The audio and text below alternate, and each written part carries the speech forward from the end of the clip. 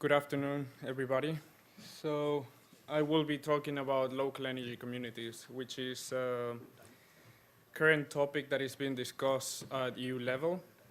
And I'm gonna first try to explain something about my company, the company I work for, and how we have gotten to this topic. So EON has about 50,000 workers. Part of the business we have is to own grid across several EU countries. And being part of the innovation team in 2015, the company decided to explore different markets or different solutions that we were not able to deliver at that moment and that we thought were going to be part of the future. In that strategy work, we found out that complex energy systems with a high penetration of renewables is definitely something that we're going to see more and more often, and that we needed to get ready for it. So what we decided back then was to execute a project on our own with our internal capabilities, one that would allow a town in the south of Sweden with 100% of renewables to go islanded in a seamless way. So we really went to the most complicated and complex case we could think of and check if the current technologies available from our suppliers would be able to deliver that. So 2016, 17 actually, we commissioned that project, and we realized that it's actually possible. So suppliers nowadays have enough maturity in their technologies to be able to have a 100% renewable system with no rotating mass. So what we learned from that, besides knowing that it's possible, is as well that single-handedly to do this as a DSO is not going to be feasible because of the costs. Therefore, we consider that actually bringing the customers on board is a must in this type of complex energy systems with a high penetration of renewables. And that's why we joined a consortium, which in the previous session, the project Interflex was mentioned and described, in which what we did is we explore what is the role of customers and how can we empower customers to support DSOs in order to make the system greener in a cost-effective way.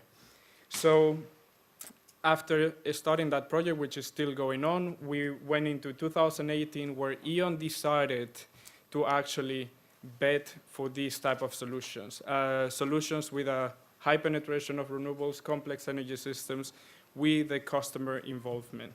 So in parallel, one thing that occurred in Europe is that the Clean Energy Package for All was published and advertised. And one of the new roles that are being discussed at this moment is the role of local energy communities. It's actually something we realize is needed and something we saw was published by the EU Commission in parallel. So you can call it good luck, good timing. So what does actually happen when we have a high penetration of renewables? What I'm showing you here is a graph of a region that has more generation from renewables than actually load.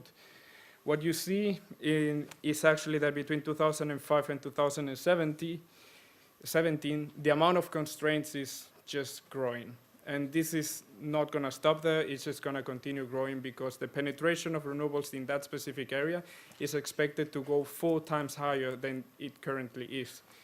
So the problems you normally face are active power problems, meaning grid constraints, the conductors or the transformers cannot take so much load or so much generation. Then you have power quality disturbances, is when you actually start having voltage problems due to reactive power issues, and then you start having some protection devices jumping out of the system, and you start having grid instability. And one thing that normally is not being mentioned is the investment uncertainty. So the grid has to face investment plans, and the EU has very clear ambitions, and actually one of the things that I'm proud of is that we're actually trying to raise the ambitions into how much renewable will go into Europe. That means that a grid owner needs to plan how to do the upgrades and when. And if you have a specific case like we have in this region, where at the moment they have 10 gigawatts of generation from renewables. They have 2.5 gigawatts of load. That's 4 times less than the installed capacity of renewables. And they expect in the next 20 years to raise by 30 extra gigawatts. What they do not know is how much of that 30 gigawatts is actually going to happen in the end. So how do you handle that uncertainty as a DSO if you do not really know if you're going to end up having a 40 gigawatt installed capacity of renewables or 20, 25? So it starts becoming very uncertain and very expensive. So therefore, the local energy communities and the local energy systems, something where we try to work out with the customers together into how to approach this uncertain future in order to both achieve the goal we want, which is having a sustainable and renewable energy system, is one of the things we support. So when we look into current business models and how we think the new business models could be, we have 2 perspectives. First, the perspective of the customers. At the moment, if you look into the status quo, which means you install rooftop PV, you install wind farms, and nothing happens, the grid is okay, there's no grid constraints, the DSO doesn't need to do anything, you could live with a current business model, which means you just pay for the usage of the grid. But once you start having problems, then you start realizing that an extra investment of a few €100,000 in a new connection might create an investment of €1 million on a grid upgrade. So therefore, you need to start thinking more innovative. So how do you actually try to solve local problems with local solutions? So therefore, the first solution, which is a virtual peer-to-peer, means whenever a renewable source is connected to the grid, you try to incentivize the surroundings of that energy source to consume that electricity. So you start to create some kind of awareness about that wind turbine that is there, and then some kind of connection. So I will try to adapt my load according to that. But it's not limited to the technical layout of the grid, meaning that for the DSO, it's half a solution. The other one we have is actually where you start looking into the substation, and then you can have a completely different set of positive and negative solutions from it. So due to time constraints, I'm going to jump into the next one.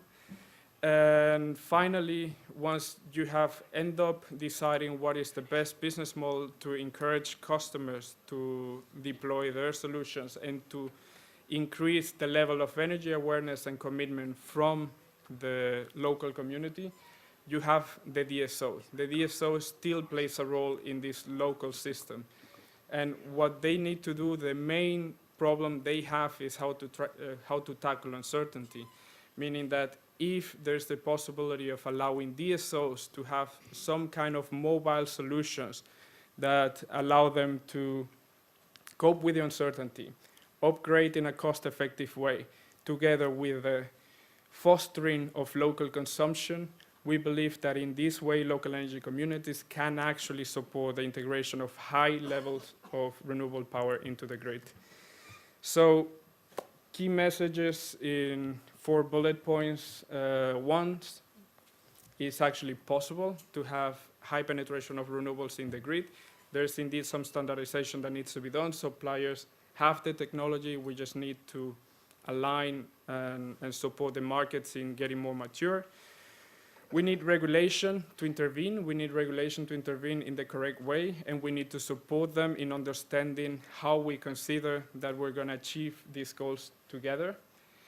And then standardization efforts are needed, because in many of these things, for example, when it comes to the DSO and mobile solutions to tackle this uncertainty, we need to provide market liquidity, and that is only possible if the DSOs all try to work out together, because otherwise for a supplier it's a nightmare to go into a specific country and find out that there are 20 to 30 different technical ways of doing the same thing, because they're just not aligned. And finally, the customers need the freedom to choose how they want to have their energy mix, meaning that if they want to be 70%, 100% renewables, they should be able to do so, meaning that regulation and technical capabilities should not hinder that, and we just need to make DSOs flexible enough to support that in whichever way or form. Yep.